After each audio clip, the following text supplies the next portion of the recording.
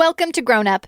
I'm Avery Moorcloth, still over here trying to become a grown-up and interviewing people along the way. This is episode 2 of our international tour of Grown Up, and I'm bringing you the second of 2 episodes from New Zealand. I remember growing up, all I wanted was to be a grown up. Now I'm grown up. Now I'm grown up.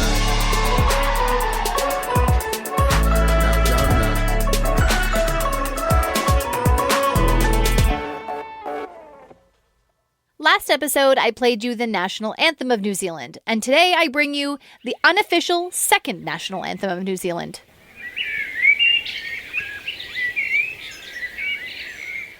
Birdsong captured in the foothills at dusk. There's nothing quite like it. On our last episode, you heard a Canadian interviewing a Kiwi in Christchurch, and in this episode, you'll hear a Canadian interviewing a Canadian in Christchurch. Our guest today also marks the completion of a promise I made to you in the preview for this very podcast. Need a reminder? Can you actually make a full-time living working as a clown? Okay, let's not get ahead of ourselves. I haven't booked the clown interview yet, but it's coming. I promise. And guess what? It's here. Apparently, New Zealand is a magical land where dreams come true because it only took a couple of degrees of separation from our family here in Christchurch to find me a full-time clown. Actually, a Canadian-born, now Kiwi-living full-time clown. Chris Carrow, also known as Carrot the Clown, has been a full-time clown and performer almost his entire career. From his childhood in East Vancouver to a road trip to Colorado where he was introduced to busking, to finding the answer to the question, how many clowns can you fit in one bus? All the way to the trip of a lifetime to New Zealand where he met his wife Lisa, oddly enough, also a clown. Now, Chris and Lisa perform as the duo Carrot and Pickle, and they run a circus school together in Christchurch. We're going to do 2 things at the same time. We're going to clap our hands and say, yay. Here we go. 1, 2, 3. Okay, go. As Carrot and Pickle, Chris and Lisa are bright and colorful in their handmade costumes. Chris with big orange clown shoes, gray and curly hair sticking out from under his orange bowler hat, and Carrot decals on a blue jacket. Lisa is in vibrant yellow and red with green pickles adorning her outfit. And of course, both in red noses. What you won't see on Carrot and Pickle is big white clown face makeup. That's something Chris says they've cut out in the past few years. Out of costume, Chris is casual. A flannel shirt, a ball cap taming his tangle of curls and kind blue eyes. He's jovial but subdued, not over the top. Why don't I just let him introduce himself? Hi, my name is Chris Carrow, and I'm a professional clown.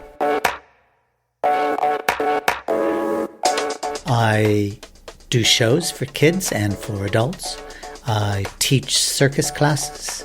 I travel around a little bit and help people to laugh.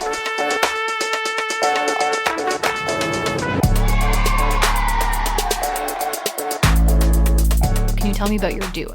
Yeah, we call ourselves Carrot and Pickle.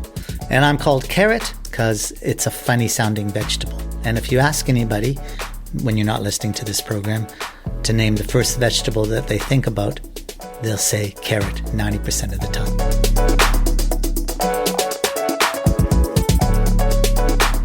What would you have said you wanted to be when you grew up? At 8 or 10, probably I was similar to a lot of kids, fireman was kind of cool. And I think it changed as I got a bit older, but that's kind of what I thought at the time. That was the exciting job.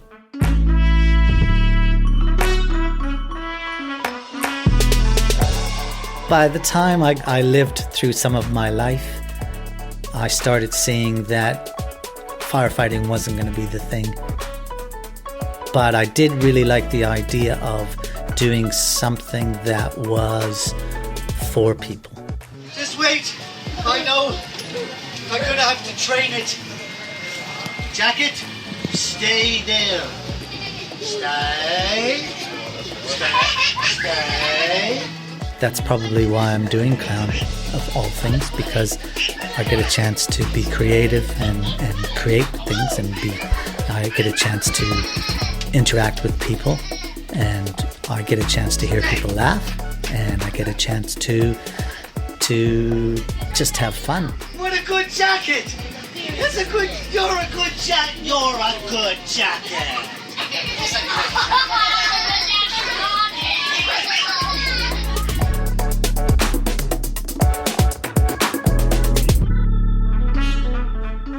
And now, a segment I call a 30-second history of the job. A segment that is also a lie. It takes me about 5 times that long to get this done. So, clowns.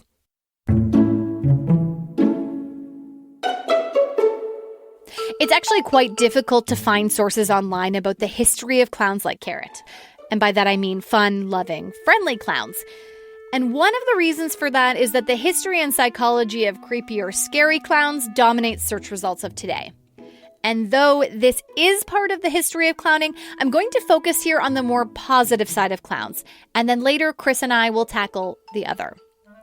Although officially the word clown isn't used as a common term before the 16th century, clowns have had their history rooted in the fools and buffoons appointed by royal figures to entertain as far back as ancient Egypt. Ancient Greek and Roman leaders were also employers of these specialized entertainers who would perform in plays and offer satirical commentary on current events. Skip forward to the Middle Ages, and court jesters keep their tradition alive as professional performers hired by royalty to take jabs at, well, royalty. The modern-day clown, though, is more closely related to the Zanni character that was featured in the early modern Commedia dell'arte from Italy, a character based on those, quote, rustic fool characters from Greek and Roman theater. The English word for clown was first recorded in 1560, meaning rustic, boor, or peasant. There's some debate over the origin of the word, but some reference a Scandinavian word for clumsy.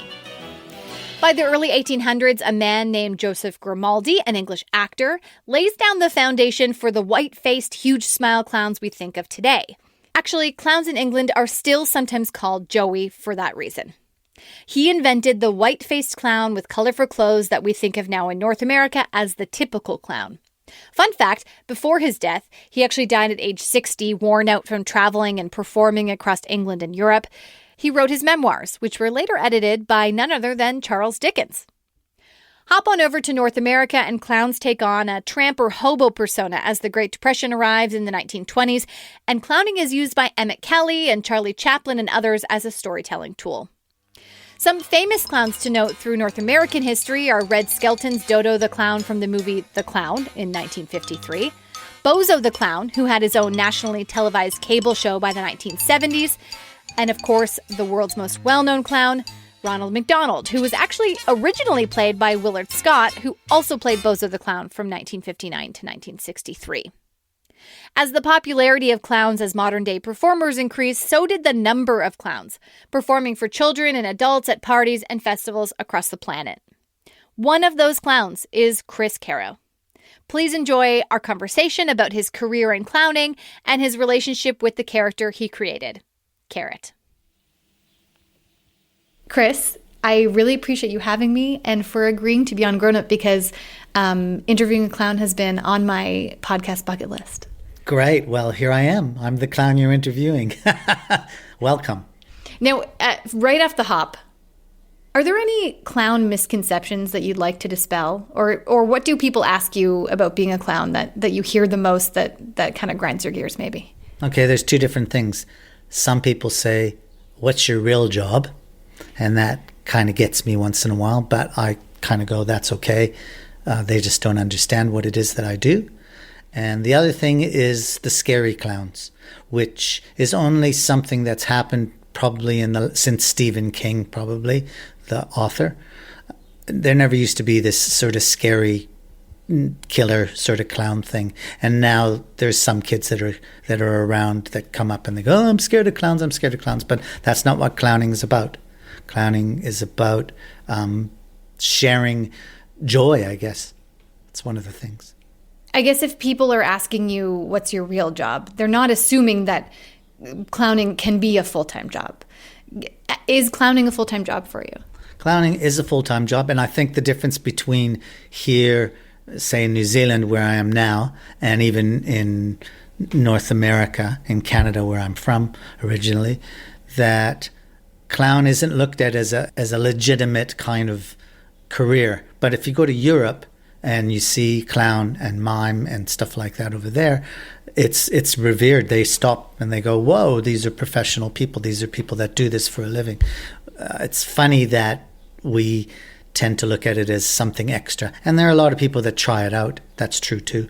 So people will go, oh, I'll just put on a red nose and I'll put on some big shoes and some makeup, and then I'll just be stupid, and then everyone will think I'm a clown.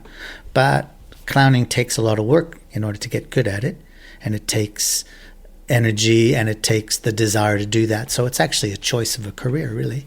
So 2 questions there. One is, what do you think has made the difference in places that aren't Europe, that maybe aren't seeing clowns with the same bravado that they might, what's made the difference in somewhere like North America where they are seeing clowns in a different purview? There's a lot of stuff about history of clowns and where clowns come from and how clowns are, but really briefly, clowning is sort of one of these things that's happened for thousands of years. All kinds of cultures have had clown, various different kinds of clown, but at the same time, clown, some way to look at yourself, because clowns sometimes do a comic way of looking at yourself. A clown will make a silly face, or a clown will do something that you think you're doing that no one else is doing. So in North America, for example, clown comes from circus more. That's what it started with. And so then you have the circus clowns, the big stupid clowns, and the in control clowns. They call them neat white faces, or the August, or the stupid clown. And they're always in duos. There's usually 2 of them. And in North America, that's the kind of clown that seems to be, that gets exemplified or that gets put out. There are people that are doing slightly different things, and then clown, if you want to look at it as a specific thing, you'd have to break it down into a lot of areas. Like there's comedians and stand-up comedians, and you could say that they're clowns in a way too. For sure. But to be a clown and get made up and get into funny costumes and stuff like that, you sort of have a niche or a way of doing it that's different than a stand-up comedian, say, for example, that's going to get up there and tell jokes. The secondary question to that was, talking about training, and I know that through your circus trust you're training other people, but how did you train to be a clown? Was there any sort of like formal training that you did, or was it years and years of practice? Some of each. I started kind of like as a street performer, and that was almost accidental. That was in Colorado, actually, years ago. We started doing some silly things, and we learned a couple of songs, and someone had a guitar, and we started playing, and we happened to be standing on the street, and an evening theater broke up, and all these people came out, and we were just kind of joking around, and then people started putting money in our guitar case, and we went, this is great. And then I went to a theater school. I went to an acting school, so I was trying to be an actor. Okay, so is this right out of high school that you go to a theater school? Or maybe let's back up a little and say, at what point do you move from firefighter into, looking towards the future of what you want to do for a living? Okay, so firefighter is kind of an idea for the 8-year-old that you described. And that's just because I think firefighting, especially because the ambulance goes by or the fire truck goes by and it's red and it's got blinking lights. So it's kind of like a parade. It's big, it's flashy, and so it's kind of alluring. I think what happened for me was when I was in high school, I started enjoying, I guess in a way I was sort of a class clown a little bit, in that I liked the attention, and that had its good points and its bad points, but that's all right. And then I did a course to be a radio announcer, and that was interesting because I thought, I really liked what they called free form radio announcing, which isn't what they do now. It used to be a style of radio announcers where the guy would have a list of songs and music he was going to play, but then he'd improvise.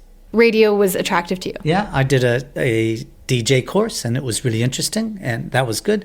But then a friend of mine wanted to be a clown.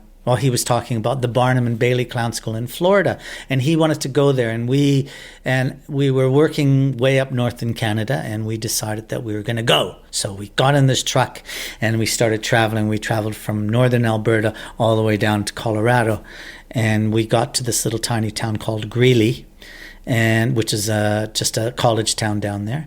And we met this clown guy called Joey, the world's largest midget. And he was probably about 6'2", but he was the world's largest midget. And he was going to do a clown show. And Alan, this friend of mine, he asked us if we wanted to do it with him. So we did. And that was the first time, and we kind of got made up and got some costumes that this guy's wife helped us find. And that was that was the beginning. Can you remember what that feeling is? Like this feeling where you try something you've never tried before and it just kind of clicks, or what's, how are you feeling in your first time, trying on the clown suit, if you will? Well, we had to get psyched up because it was scary. And I think we planned a few things, so we knew what we were going to do, and that was good, because if we didn't, it would have been more scary. And then we had pretty good response. People liked it, so we thought, well, this is all right. And I guess what happened from there was we just decided to do something, and we formed something called the Wakachoo Review, which is it was actually based on a puppet. We were going to do this puppet show thing, but we never made the puppets, and we just created this really weird street sort of clowny act. And we got a school bus and traveled around the southwestern United States. So how many clowns in the school bus? There's 7 of us at this point. In this crew? Yeah. Wow. Yeah. It sounds like you've been full-time clown for much of the time that you've been working as a clown. Is that fair? Yeah, that's fair call. I mean, this was quite a few years ago. This would have been in the late 70s, and we had a school bus, and we traveled around, and we had a piano in the back of our bus, and we'd get these big football player kind of guys out in the street, and we'd coerce them to take the piano off the back of the bus, and they'd put it on the street, and then we'd zip away, and the piano player would start playing, and then we'd come and do the show on the street. It was really interesting, and it was challenging and fun and creative and just exciting, really. Is it rare to have such a long career working full-time as a clown? Is that a rare thing, or would you say most people in your craft are have been able to do that? I think if you find something that you really like, no matter what kind of job it is, that if it's something that really appeals to you, then you do it. And I think clowning is really, it's kind of on the outside, right? You wouldn't say that it's a normal career. So, but for me, it's something that really clicked with me. Like, I like the idea of being in front of people. I like the idea of people going, wow, this is interesting and crazy and bizarre and he's funny. That makes me feel good. And also, I think, from my perspective anyways, if I can see people sort of cheering up a bit, because sometimes you see people aren't very happy, that's really a bonus. That's what it's part of the fun, part of the job. It kind of sounds like that's the majority of the payoff, right? This being able to make someone laugh and actually see the joy you're spreading. Yeah, well, I mean, you go see any kind of a performer or comic performer, and you want to be affected in some way. I think you do. I think we do as humans. We want to be affected. We want to have something change. We want to, if we go out even if we go see a movie or we want to come and go, oh, that was an interesting experience. It took away from my normal whatever I do in my daily life. So as a clown, we get hired to do stuff, and we go there and we get set up and we do these shows, and people go, oh, that was great. And, kids are hugging you and people are saying, that was a great show. Thank you very much. And so it makes a difference. And because it makes a difference, that's the difference, I guess. That's probably the easiest way to say it. It's got to be good. Was your name always Carrot? When you're in the crew on the bus, is your name Carrot, or what's your name then? When I was on the crew on the bus, I used to be called... Now, this is a funny thing. So there was a detergent called Ajax, and then there was another detergent called Comet. So this is way back. And so Ajax was this other clown guy that I hung out with, and I was Comet because he was Ajax. But he was Ajax as in E-H, like A, like Canada A. So anyways, And then when I came to New Zealand, I was Bodo. I performed in Expo in 1986 in Vancouver, and I was my character was called Bodo, and I performed with another guy back there called Ulmo. And then when I came to New Zealand, my first clown was Bodo, and Lisa, when I met her, she was Blossom. And then we reinvented ourselves to become Carrot and Pickle.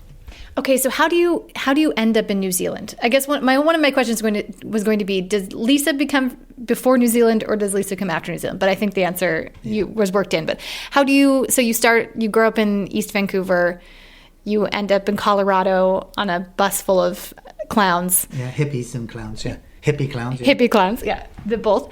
And how do you end up in New Zealand of all places?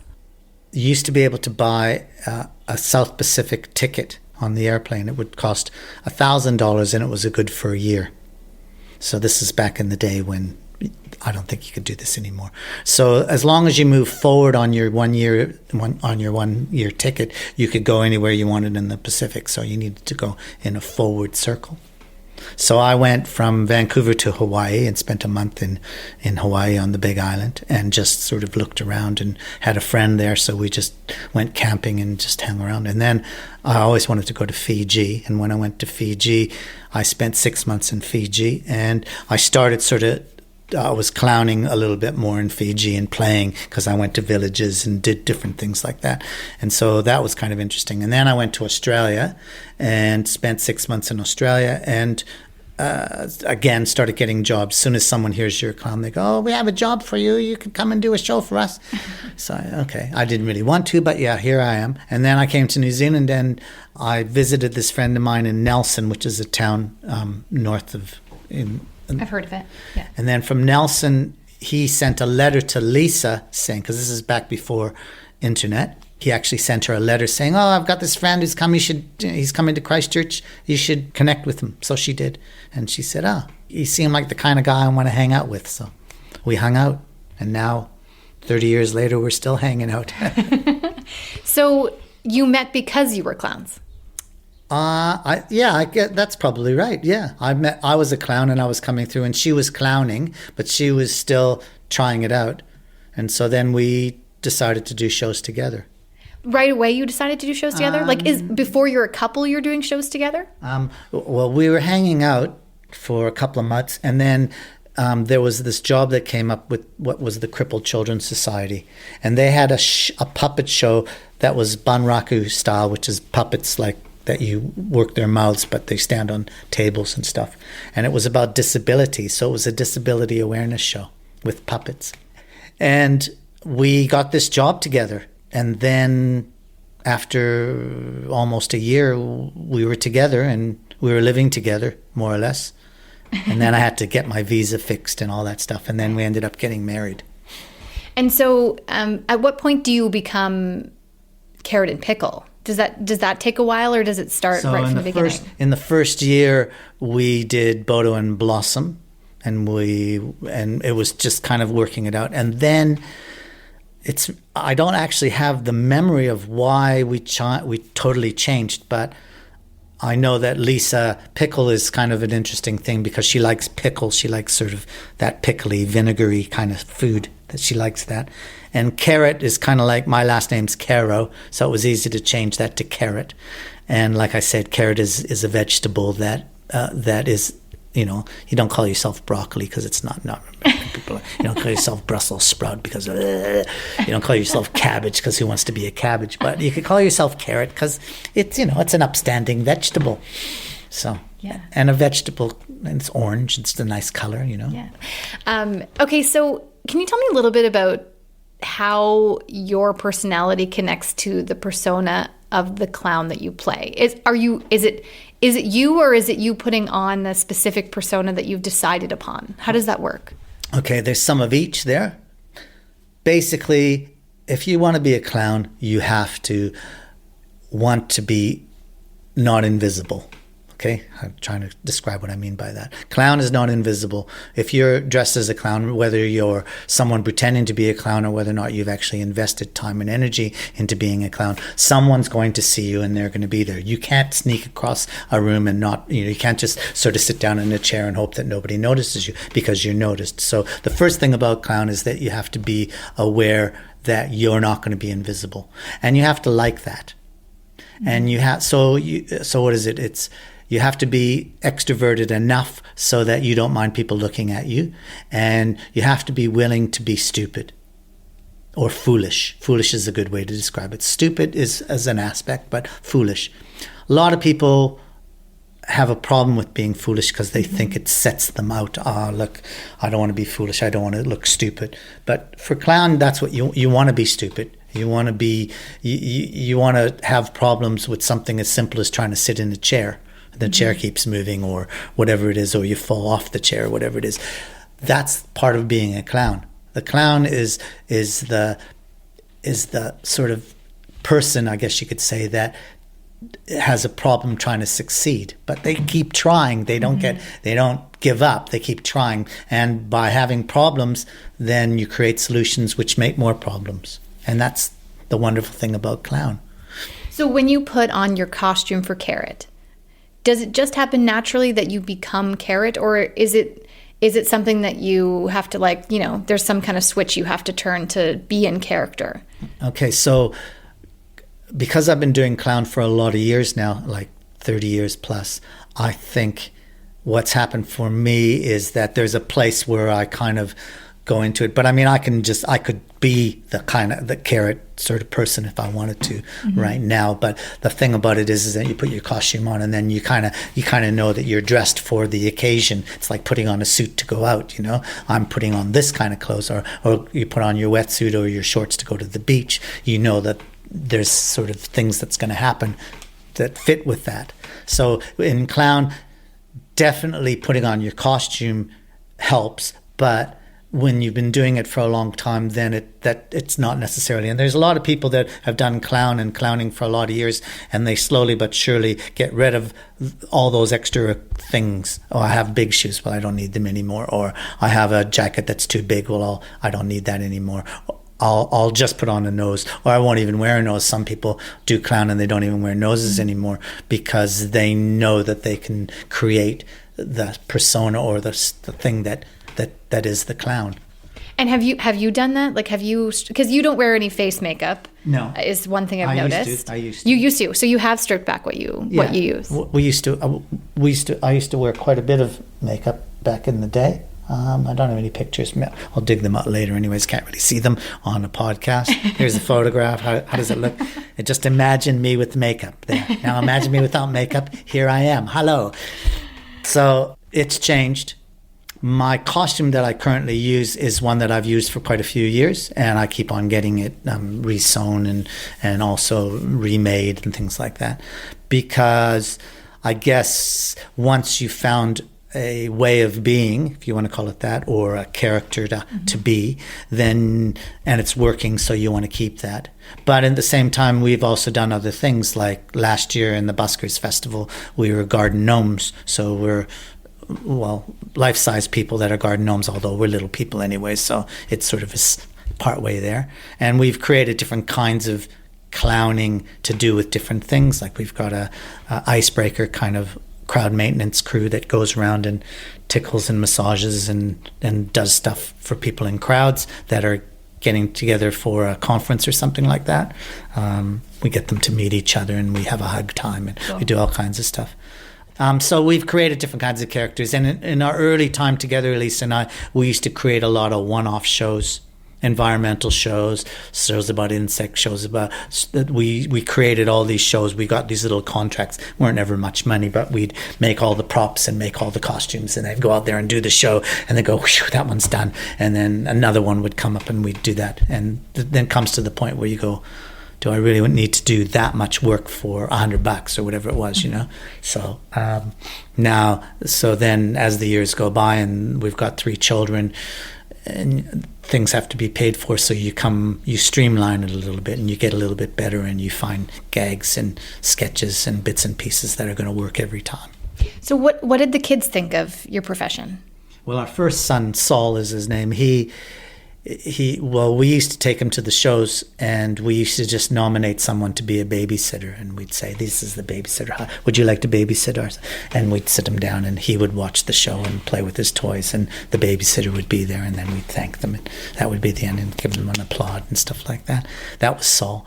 Ruby, our daughter, she's quite theatrical herself, and they've accepted us as clown. All three of our kids have accepted us as clown and just think it's crazy, but they also appreciate that it's a really unique and different kind of way of growing up. So, well, that's good. Yeah. You talk about all the characters that you've been. Which has been your favorite? Is it even possible to pick one? What's your favorite iteration of your character as a clown? Well, I think nowadays mostly I'm Carrot the Clown, so then it's kind of easy to put on the persona, so to speak, or to the character. It's easy for me to go, I'm there now. And because Lisa and I work together, sometimes we don't always work together. I still go out and do my own shows, and she goes out and does her own shows as well. So I guess if I had to say my favorite, that's who it is right now, because that's basically who I am, really. Because it is, like you said, just backtrack a bit, there is something about, it is part of my personality, it is part of who I am, but it's kind of an extended part of, or a piece of the pizza of me is the Carrot the Clown, right? So is it kind of like who you are passed through a filter that, makes it bigger, or what is it? How does it differ from who you are? Yeah, I think that you would have to say that there is, I wouldn't call it a filter. I would call it an expander. Or a magnifier, maybe? Maybe a magnifier. I mean, I may already have this way of looking at the world myself, but when you're in clown, you can enact that and just be there. And I guess if I was walking down the street as me without any clown way of being a clown, then people would think there might be something wrong with me, or maybe I'd be handicapped or mentally unstable or something if I decided to just be that way. I mean, there's times when I do that anyways. I mean, I talk to people in elevators, I do some crazy things sometimes, just because that's what I feel like doing, And I guess in a way I don't really care what people think, and that's part of being a clown too. But when I'm in clown, I can do those things and people will accept. If I'm going to a party and I get in my car and I put my nose on, people are honking their horns and waving, and it encourages them almost to become sort of clowny in themselves. They're honking their horn or they're waving, or they're making faces through their cars at me because it's safer. They don't have to confront me face to face. They can see me through the car. People honk their horns and wave because there's an acknowledgement that there's something happening that they accept, but in a safe way. That's why the scary clown, to me, is quite a bizarre thing, because to make a clown scary is contrary to what clown's supposed to be. Mm-hmm. Clown is about, kinship and friendship and love and just connecting. Whereas killer clowns don't want to connect, they just want to kill. And it's only because Stephen King had this crazy idea. What's the best kind of gig? What's the job that you would, do over and over and over again? I think the best kind of gig is, I like festival gigs where you go and you don't have to, people are already ready for something. So what you surprise the people with is what makes it special, how you do what you do. Those are the kind of gigs. I also really enjoy, we do like kindergarten shows as well. And you go into a kindergarten sometimes and it's just priceless. The kids are like totally blown away and they don't know what to expect. And it's always brand new. The other, I think, the festival gigs are fun because you go somewhere interesting and you're sort of a guest artist, mm-hmm. which is kind of fun. You get to be more important maybe or something. And I assume there's a little bit of community in festivals maybe, that it's more than just a one-off day. You get to meet people who are going to be there for a few days, right? Mm.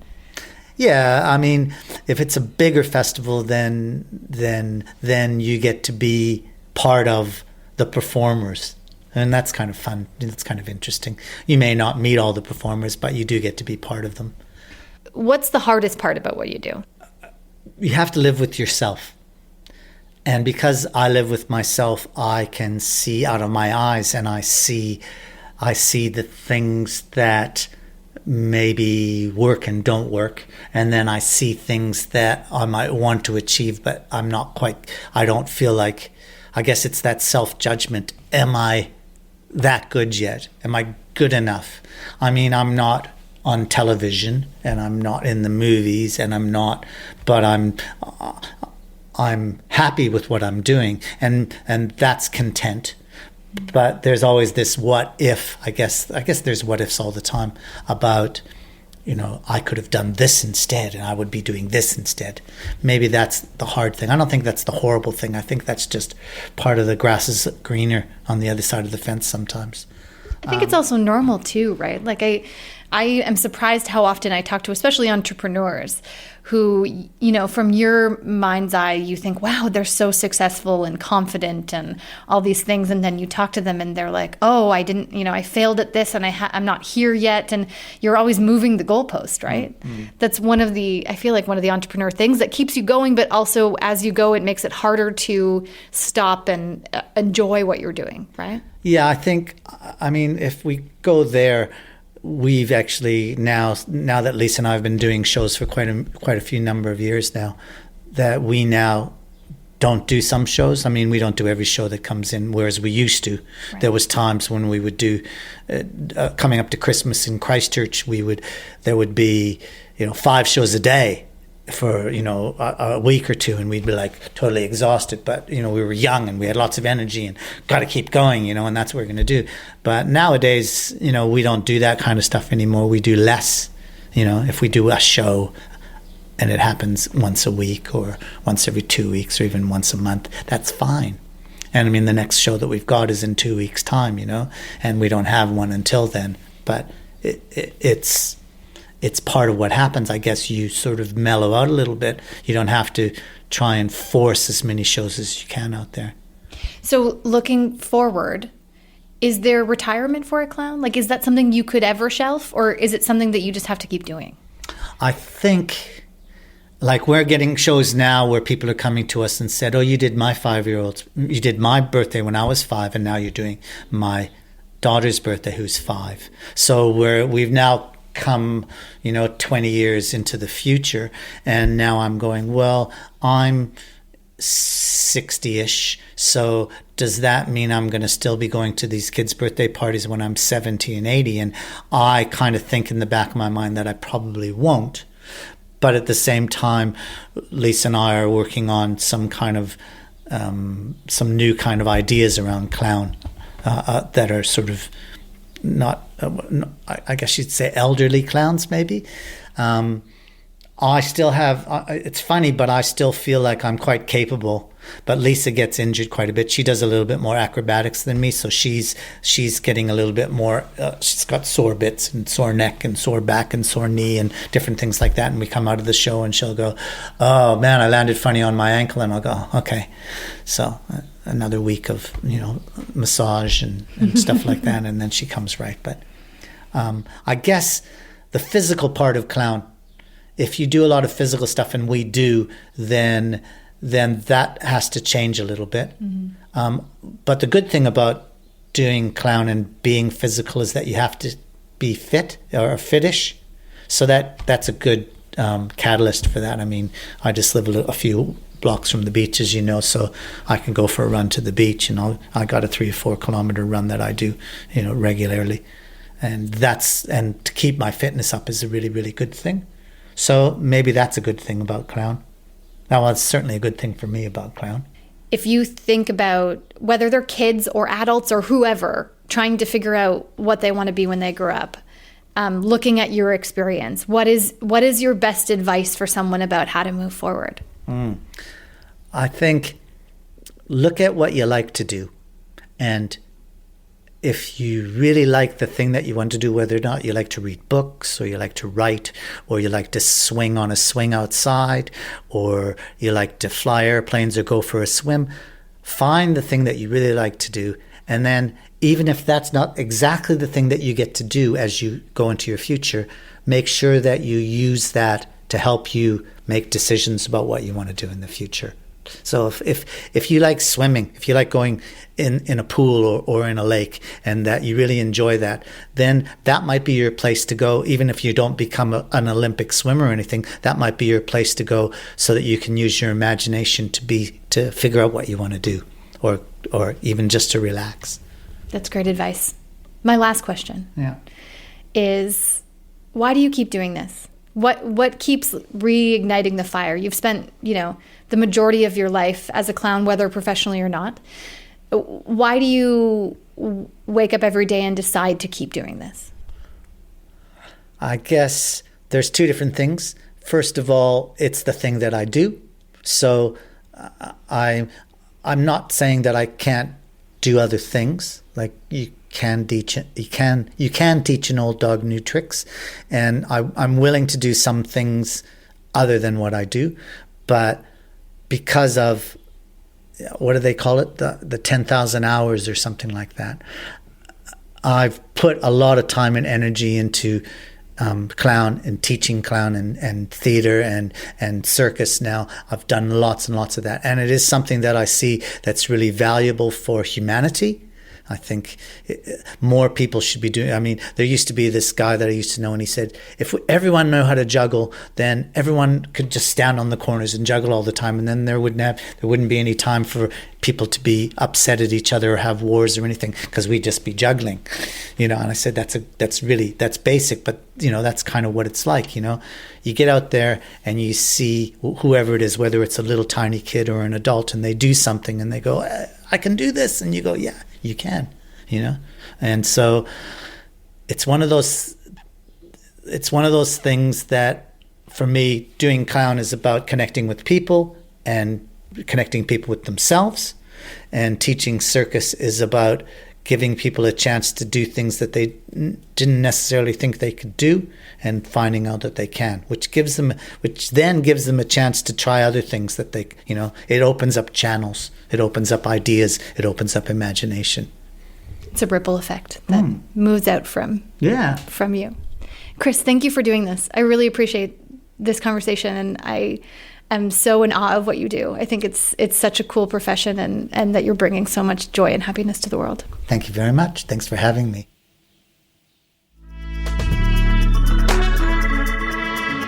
Grown Up is created, recorded, and edited by me, Avery Moore-Klaus, and my company, Folktale Studio. We are on the road right now, but usually portions of this episode are recorded at one of my happy places, the Switch Podcast Studio at Wilfrid Laurier University in downtown Brantford, Ontario. To keep up to date on what's coming next, follow us on Instagram or Twitter at GrownUpPod. We'd also love to hear your interview suggestions. We like to interview regular people who do interesting work, so drop us a name or profession. Thanks for listening.